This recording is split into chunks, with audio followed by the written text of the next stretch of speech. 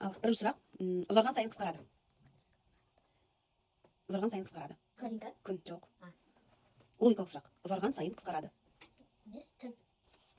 Келесі сұрақ. Есікті ашу үшін не істеу керек? Тағы да. Есікті ашу үшін не істеу керек? Я есікті не болу керек?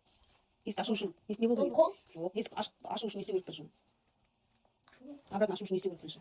Жеген сайын жылатады. Тағы да басқа вариант. Дұрыс. Қай айда 28 күн бар? Барлық айда, дұрыс.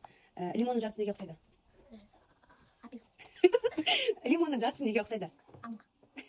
Ойланамыз. Лимонның жартысы неге ұқсайды? Лимонға ұқсайды, дұрыс. Тағы да қоямын. Ұзарған сайын қысқарады. Ұзарған сайын қысқарады. Қысқармайды ғой ол. Мысалы, көмектесейін, иә? Жастарыңыз нешеде қазір? Сіз несіне қатысыздар? Демек, не ол?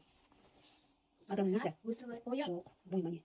Адам жыл сайын жақсы өседі. Демек, не істеп жатыр? Өміріңіз қысқарып жатыр. Демек, не ол? Ұзарған сайын қысқарады. Өмір. Есікті ашу үшін не істеу керек? Есікті ашу үшін не істеу керек? Я, демек, есік қандай болу керек ол үшін? Тарту үшін. Есік қандай болу керек? Есікті ашу үшін не істеу керек? Есік не істеп тұру керек? Ашу үшін. Есік қандай болу керек? Есікті ашу үшін. Жабық болу керек. Есікті ашу үшін есік жабық болу керек. Келесі сұрақ.